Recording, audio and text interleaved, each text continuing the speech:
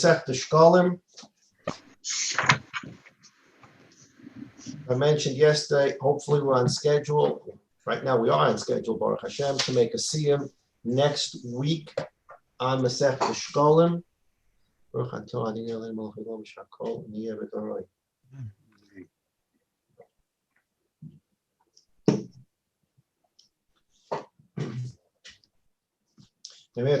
we finish Shekalim, we have to start the discussion about what we're going to learn next. We've talked several times that the next Masechta would be Shavuos.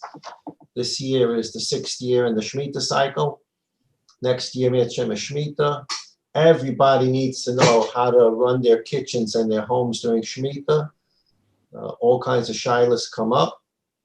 And so we can learn Mishnah Shavuos with some halacha. Rav Kook wrote a wonderful, beautiful sefer on all the halachas of Shemitah. That's a very good possibility. And then we'll have to figure out, if we do Shavuos, Shemitah, what text we're going to use. There happens to be a beautiful art scroll, a 1-volume art scroll that translates the Mishnayos in English and also has a commentary explaining the Mishnayos in English. This is not the art scroll Yerushalmi.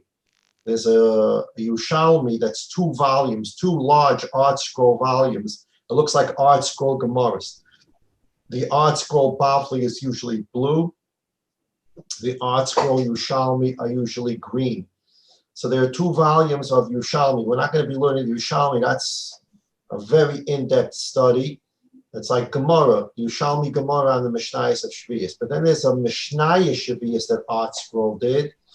The smaller ones look like this.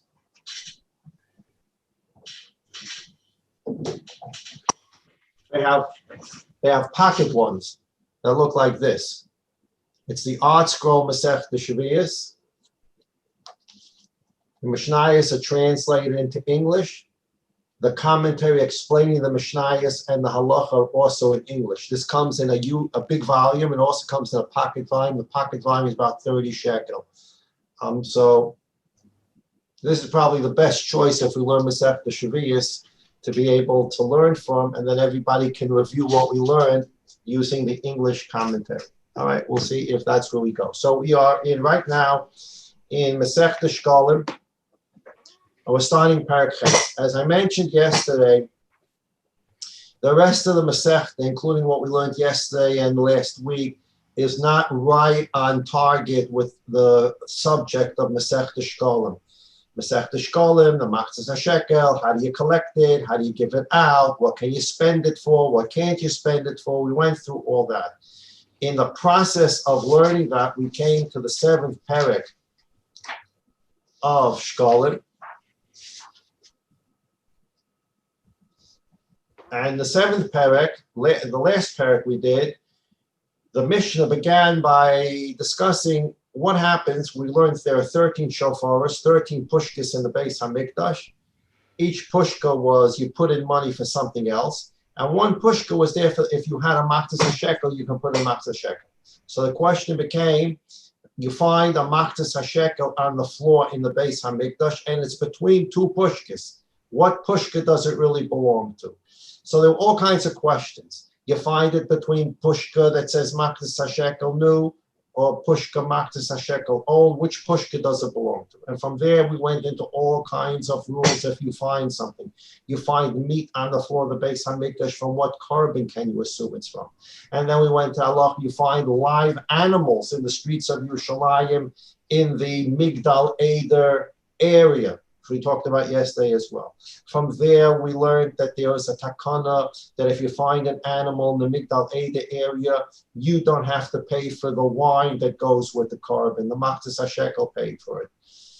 And then we learned about 7 takanas that were made for Beis HaMikdash paying different things. And now we're continuing on a completely different subject. It's about things that are in the street in Yerushalayim. We're going like some subject to subject. You find the Machzas HaShekel in the Beis HaMikdash on the floor, what do? You find meat on the floor of the Beis Hamikdash. What carbon did it come from? You find a live animal in the streets of Yerushalayim. What do you do with the animal? And now we're back in the streets of Yerushalayim, but we're back in the streets of Yerushalayim for Hilchos Tumah v'Tahara, which we know is way beyond our discussion and learning Mishnayos Shekalim. There's a whole Seder Mishnayos called Taharas. Mishnayos is made up of 6 different subjects. Zeroyim, Moyed, Noshin, Nezikim, Kodshim, Taharas. Taharas is a complete subject in and of itself. And these things cannot really be rationalized by the human mind. Tumah and Tahara, the Rambam tells us, are absolute chukim. Nobody can explain why when a person comes into contact with a dead body, he's now ritually impure. We don't even know what ritually impure is. A person that's ritually impure goes into the Beis Hamikdash, certain areas of the Beis Hamikdash, he's high of the heavenly death penalty. Well, what did he do? His body's not dirty.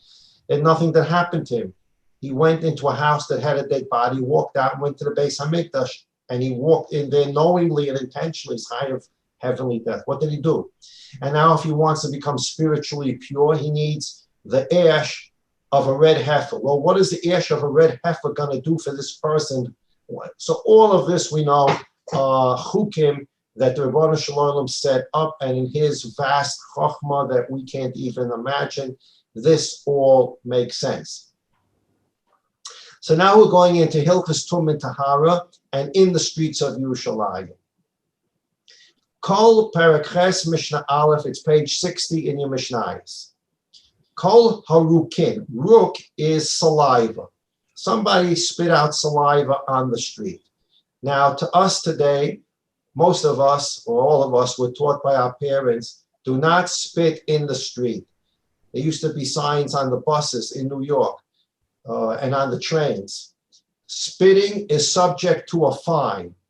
They used to have it in the train stations. You weren't allowed to spit in a train station. It's not a very nice thing, but sometimes you have saliva gathering. So you were taught by your parents, go over into a corner and spit in the corner. You don't spit in the middle of the street. But that's a long time ago when people were people.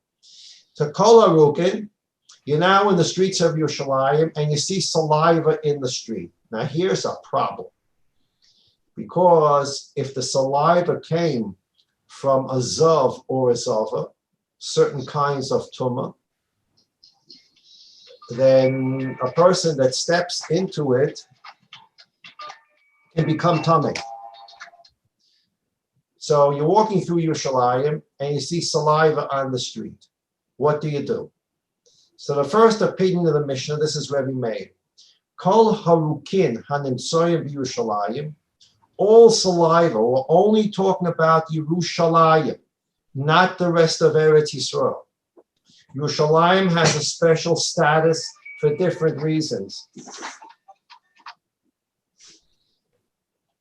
And we'll learn about that, because that is something that we should know about, the special status of Yerushalayim and how Chazal looked at Yerushalayim.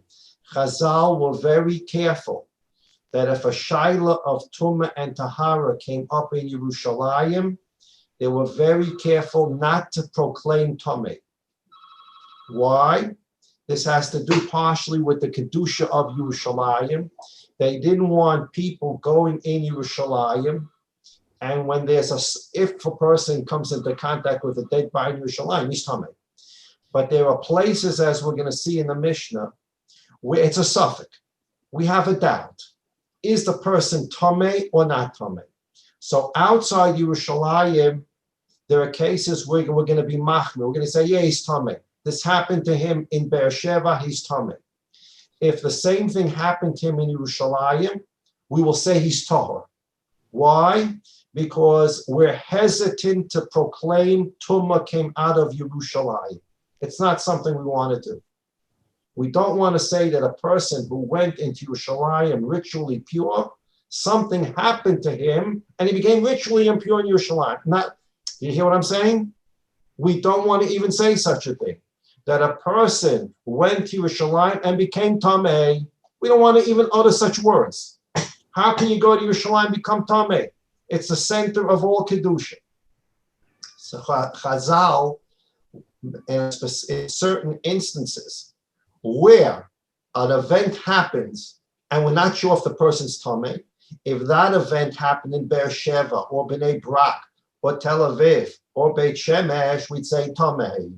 If that same event happened in Yerushalayim and it's a doubt if the person's Tomei, we'll say he's Tahor, because we don't want to pronounce a person Tomei when he was in Yerushalayim. So this Mishnah right now is focusing on Yerushalayim, and here we're going to focus a bit on Yontif versus not Yontif. This is Rebbe Meir. Kol harukim hanimtsoyim b'Yerushalayim tahirim. Rebbe Meir holds that all saliva that's found anywhere in Yerushalayim is tahor. Doesn't make a difference where you found it in Yerushalayim. We're going to assume that it's saliva of a person who is ritually pure, and if you stepped in it, you're still ritually pure. Chutz Mishel Shuk Ha'elyon, except the higher, I'm not sure where this is, but there's something that Chazal referred to as the Shuk Ha'elyon, the higher marketplace in Yerushalayim. That's what it was known as, the Shuk Ha'elyon. This Shuk Ha'elyon was frequented by Goyim. Goyim ran businesses up there. And because the Goyim run businesses up there, and Goyim do spit, and Chazal were Goyzer on Goyim, that a Goy that's a Zav, or a female that's a Zava, they are Tamei Zav and Zava. So therefore their roik, their saliva is Tamei. So all over Yerushalayim, I don't have to worry about anything. If I step into saliva, and I don't know what saliva it is, it could be Tamei saliva. Reb Meir says nothing doing. Anywhere in Yerushalayim, we're not going to proclaim Tumah because we don't know what kind of saliva it is. But Reb Meir does agree that if the saliva is in the Shuk Ha'elyon where Goyim frequent, you can then, if the person steps into that saliva, the person is Tamei. Divrei Reb Meir, that is the Shita of Reb Meir. Reb Yossi Amar.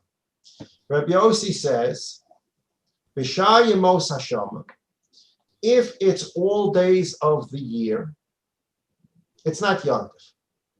Shebe'emtza Tameim, if it's saliva that's in the middle of the street, take a look at your picture 74 on page 61. The saliva is in the middle of the street.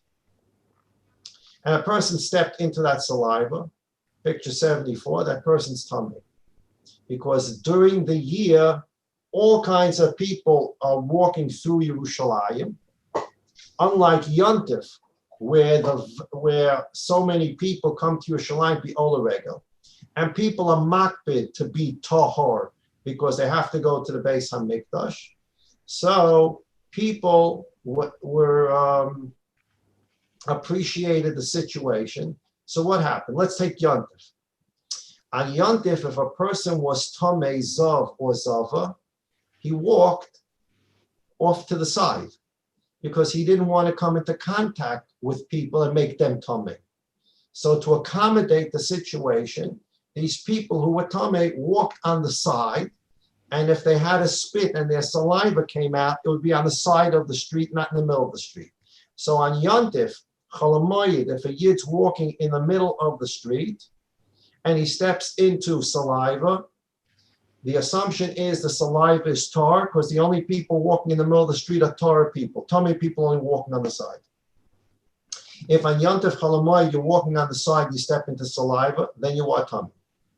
Now let's flip the case. The rest of the year, where there's not so many people in Yerushalayim, there's no Aliyah L'Regel, and there are Tomei people also walking through the streets, and they're not makbid to stay on the side of the street. So then if you walk into saliva in the middle of the street, we assume that you are Tomei, picture 74. But if you walk into saliva during the rest of the year on the side of the street, you're Tahor, picture 75. So again, Reb Yossi, bottom of page 60, top of page 61, Reb Yossi disagrees with Reb Meir. B'shar Yemos Hashana, Reb Meir said that there were only two situations. Reb Meir didn't care whether it was Yontif or not Yontif. Reb Meir just said, all of you Shalayim, if you step into saliva, you're tar, except in the Shuk HaElyon. Reb Yossi disagrees. Reb Yossi said, no. There's a difference between the side of the street and the middle of the street, and there's a difference between Yontif and Yat Yontif. Reb Yossi says, B'shayimos Hashana, the rest of the year, not Yontif, Shebe'emtza Tameim, if you step into saliva in the middle of the street, picture 74, you're Tameh. V'shebet Stadim, during the year, if you step into the saliva on the side of the street, picture 75, Tahirin, the person's tar. Uvashas Haregel, Reb Yossi continues and says, if it's Yontif or Cholamoid, we're flipping to page 62, Shebe Emtza Tahirim, the opposite rule. In the middle of the street, because of the vast number of Jews that are there to be Ola Regel and a makbid to be Tahar, if you step into the saliva in the middle of the street, picture 76, you are Tahar. V'shebet Stadim Tameim, but on the sides of the street during Yontif, that's where Tameh people would be walking. If you're walking on the side of the street and you step into saliva during Yontif, you are Tameh. Because ritually impure people are a minority during Yontif, because the majority of Jews came to go into the Beis Hamikdash. So if you became Tameh, you were accommodating to everyone else, and you walked on the side so that other people shouldn't become Tameh. So that's the machlekes between Rebbe Meir and Rebbe Yosei. And the halacha is like Rebbe Yosei. The difference is not between the upper market and the rest of Yerushalayim. The difference is between Yontif and not Yontif throughout Yerushalayim. Wherever there's a machlokes Rebbe Meir and someone else, with the slightest of exception, the halacha will always be like the other person. We do not paskin like Reb Meir. The Gemara in Eruvin and Daf Yud Gimel Amud Beis tells us that Reb Meir was the greatest analytical mind you can imagine. But we still can't paskin like him because Reb Meir's mind was so sharp that he could have gotten up, and maybe he even did, and said a drasha and prove to you that a dead sheretz is tahor.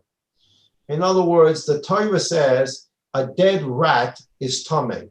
There are shmona shrotzim. There are 8 different shrotzim, these little kind of animals, weasels, whatever the 8 English words are. When they die, if you come into contact with them, you become tameh. It's tameh. Shmona shrotzim. There are 8 such shrotzim. Reb Meir, notwithstanding the pasuk says, if you touch it, you're tameh. Reb Meir was able to prove from the Torah itself, a kal v'chayme here and get this and that, and by the time the pilpul was over, you were tar. The sheretz was tar. Reb Meir was so analytically clever that he can take a pasuk and say, I can prove to you that when it says tameh, it means tar. So therefore, the Chazal said, we don't actually know when he's serious or not, because he is able to deal in analytics in such a way that we're not sure if his conclusion is a serious one or not a serious one. So therefore, we never passed him like Rebbe Meir, although he was the sharpest person, with rare exceptions. So if you see a machlokas in a Mishnah, someone in Rebbe Meir, the assumption, and you'll be 99.999% right, that the halacha is like the other person, not like Reb Meir, as in this Mishnah. Okay. If you want to see a chart, quick chart is at the bottom of page 61. There are 3 categories. There are 2 categories. Rokin tahorin, rokin tameim. Saliva that's tahor, saliva that's tameh. First line, Rebbe Meir. Rokim shenimtzu b'Yerushalayim l'fi sholchan acharoi. Rebbe Meir says that any saliva found anywhere in Yerushalayim, any time during the year, is tahor, and we follow the principle of rov. Most people are not tameh. When does it become Tameh? Next column, Roken Tameim, Roken Shechutz Yerushalayim, all saliva outside Yerushalayim, B'shuk Elin Sheb Yerushalayim, or the upper mark in Yerushalayim. Those are only two cases of Rok Tameh. Saliva is on the street, you don't know if it's Tameh or Tar. Reb Meir says, outside Yerushalayim, all Tameh. In Yerushalayim, only the upper market. Other than that, anywhere else in Yerushalayim, anytime during the year, it's going to be Tahor. Bottom, Reb Yossi. Rokin Tahorim, when is the saliva Tahor? B'shas haregel, be'emtza haderech. B'shas hashana b'tzidei derech. Reb Yossi says the saliva is tar in one of two cases. It's yontif and it's in the middle of the street, or it's in the rest of the year and it's on the side of the street. Next, Rokin Tamei. When is saliva Tamei? Rukin Shechutz Yerushalayim Meshubshuk El Yerushalayim. That's what Megan Rabbi Yossi says. B'shas haregel b'tzidei derech b'shas hashana be'emtza haregel. Okay, that's the machlekes and tum and tahara for our purposes of learning Shkalim. Now we have another Mishnah that deals with Tumah and Tahara. Mishnah Beis on page 62.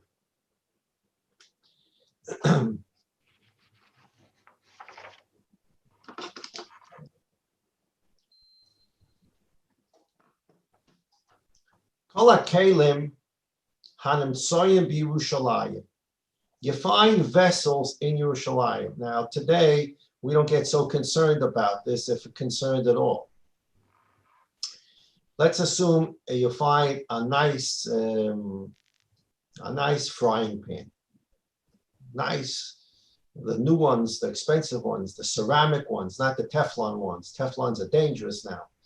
When I was growing up, Teflon was the greatest thing in the world. No stick, you didn't have to wash out the pot. Now Teflon gives off odors that are dangerous. Now people are back to ceramic. You find a wonderful ceramic fried pan in the street. Let's not go into Baba Metzia, okay? You're allowed to keep it. It has no siman, whatever the case is, you're allowed to keep it. Today, you take it home, wash it out well, and make a geschmack of scrambled eggs. In those days, it wasn't so posh, because you needed to know, is the frying pan tameh or is the frying pan tar? Because if you fry eggs in there, the eggs become tameh, and then you can become tameh, depending upon all the calculations involved in Hilchos Tum and Tahara. So in those days, you found a vessel in the street. Is it tameh? Is it tahor? If it's tameh, you have to take it to a mikveh. So here's what the Mishnah says: Kol hakelim hanimtsoyim b'Yerushalayim derech yerida lebeis hatvila. I should give you an introduction here. The way mikvahs used to be built, this is also a bein adam lechaveroi. In the days when people tried to accommodate each other and were worried about the other person, they built a mikvah, not like we have it. Well, some mikvahs actually did it this way. There's a separate door to go into the mikvah and a separate door to go out the mikvah. And the door that is the entrance of the mikvah, you can't exit from. And the door you exit from the mikvah, you can't enter from. I think at Rav Vosner's mikvah here in Ramat Beit Shemesh, they have those doors that only go one way. So the way they used to build mikvahs is they had two staircases. One staircase for when you're walking into the mikvah, and one staircase for when you're walking out of the mikvah. And this accomplished a lot of purposes. First of all, people used the mikvah, and people brought kalim to the mikvah. Today we have separate kalim mikvahs. But people used to use the same mikvah for kalim and the same mikvah for human beings. So let's say you have one staircase. You're going into the mikvah, means you're tameh. You're coming out of the mikvah, you're ready to. So now we have one set of steps. Tameh people going down, Torah people coming up. The person that just dunked himself in the mikvah comes into contact with someone who's going down the steps. He's going to make a U-turn and go back into the mikvah because he just got tameh again. So they had two staircases. The staircase going down to the mikvah, the staircase coming out of the mikvah.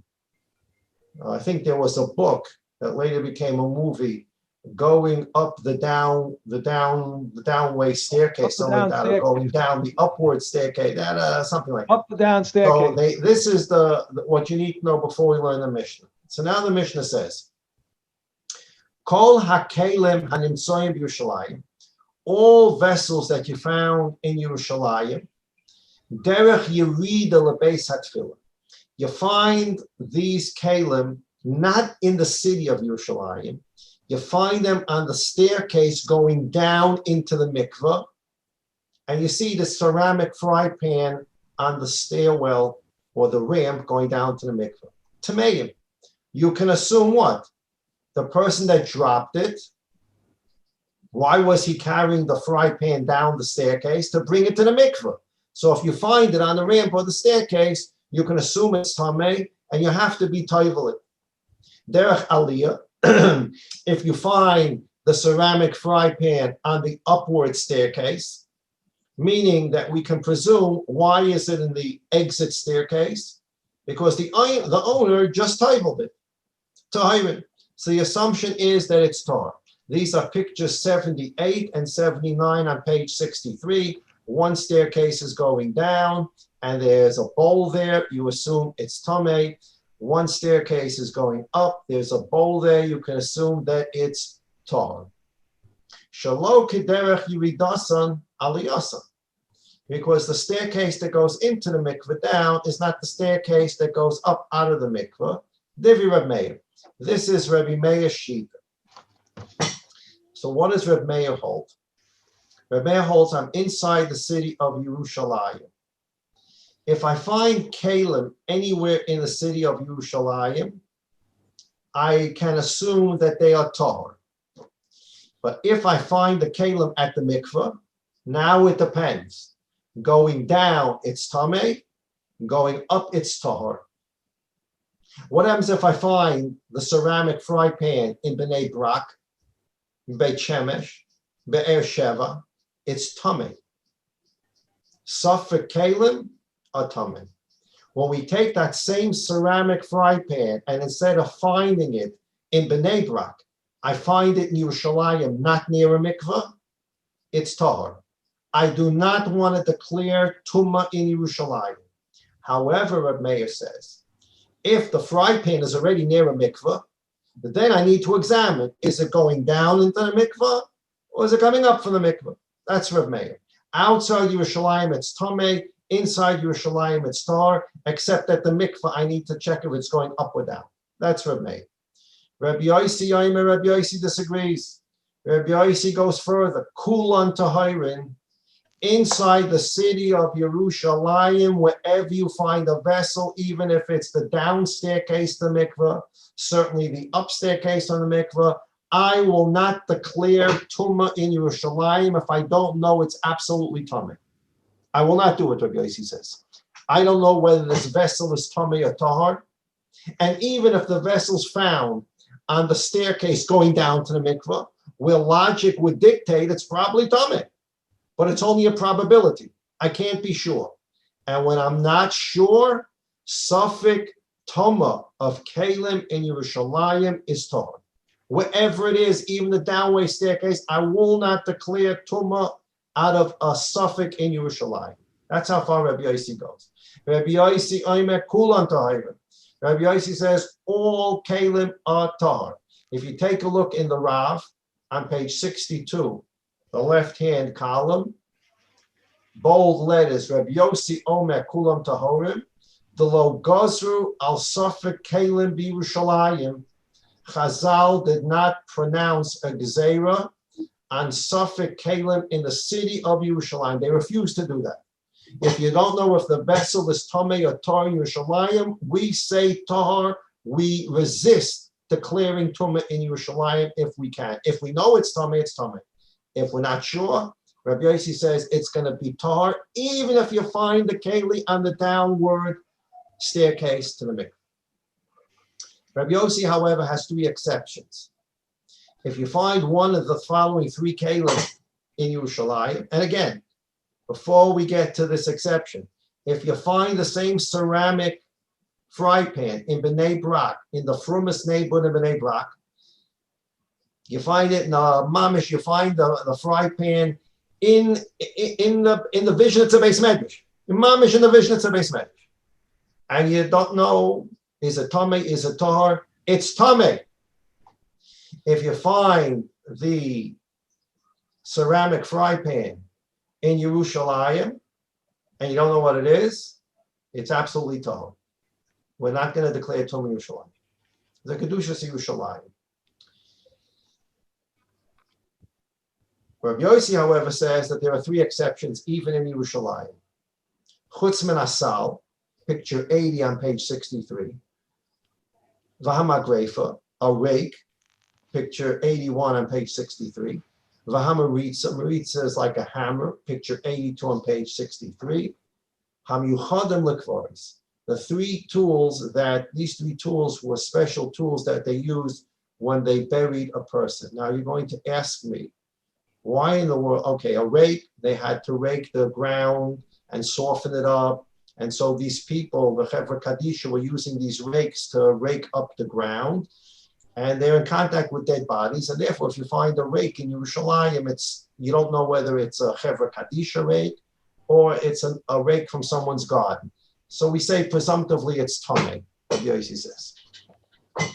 What is the sledgehammer business? Okay, the sledgehammer, maybe they have to bang at the ground in order to loosen up the ground. But what exactly is a bowl? What are they doing with a bowl burying a person? Okay, so here, we're not going to go into this in any way. Just going to tell you the facts of the matter. The way people used to be buried was in two stages. Stage one, they would be buried wherever, and I say wherever without explaining it, wherever. They would be left there enough time for them to decompose until that's all that was there were bones. They would then dig up the kever and take the bones and bring them to the final resting place, whether it's the family resting place. They would bring it to its final resting place, just the bones. Okay, remember we talk about the Ramchal, the Das Tavunos. The tikkun of the guf is to go into the ground, to decompose, to release all the Eitz Hadas Tovara infection in it. We talk about that. The decomposition is a necessary element of getting to Tchias HaMesim. I'm not saying reasons now. This is how it was done.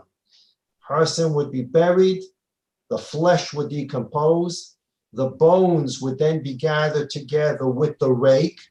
The rake wasn't used to open the kever. They would rake together the bones, put the bones into this bowl, and sometimes they had to use the hammer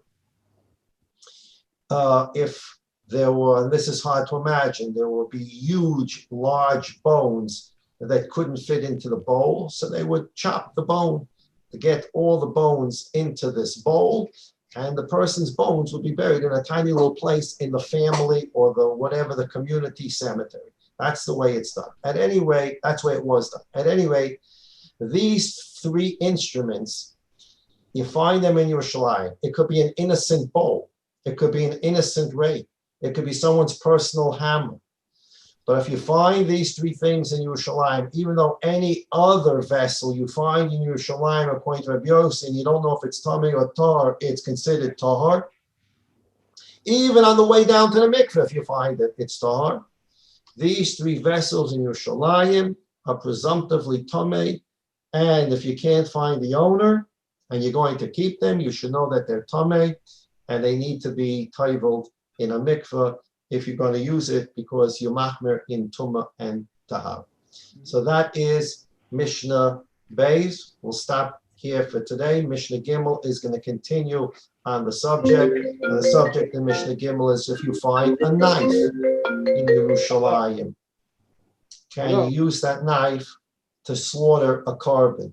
Is that knife presumptively tar, or is it tamei? And specifically, the Mishnah is going to be talking about if you find the knife Erev Pesach, can you use it to shech a korban Pesach?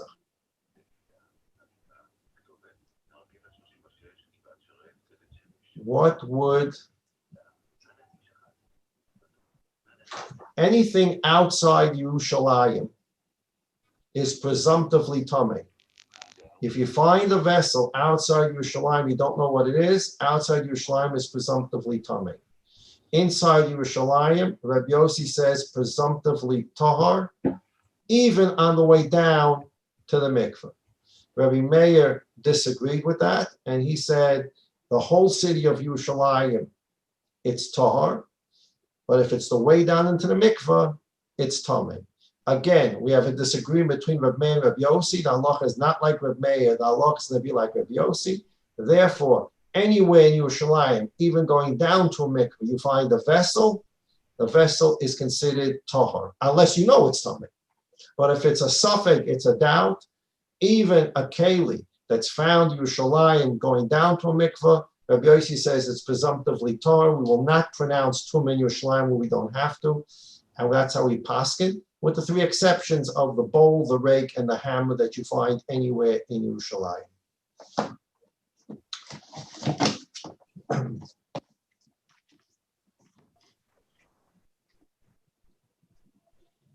In Blineda tomorrow, we'll read a Gemara together where the Gemara had a question about something that happened in the Beis Hamikdash, and there was a question whether it was in the Ezras Nashim. There's a question whether it was Tamei or Tahar, and there was a debate going on, and some people were ready to pronounce Tuma, and another Manda Amma stood up and said, this is a disgrace. How can you even utter from your lips Tamei in this city? Can't even utter such a thing. You don't know what the story is and you're ready to pronounce the word Tamei. You can't do such a thing. This is used, well, he was talking about the Beis Hamikdash, but in these places, we don't want someone to say, you know what, I went to Yerushalayim, I got Tamei there. When people talk that way. If you remember, weeks ago, maybe 2 months ago even, we learned about, Rav Kook had quoted a Gemara. The Gemara says in Ksubis, Daf Kuf Yud Beis, the Gemara says that Amoraim, when they would walk down the streets anywhere in Eretz Yisrael, and they saw rocks or charred or pieces of glass, let's say, they would pick it up and get it out of the street.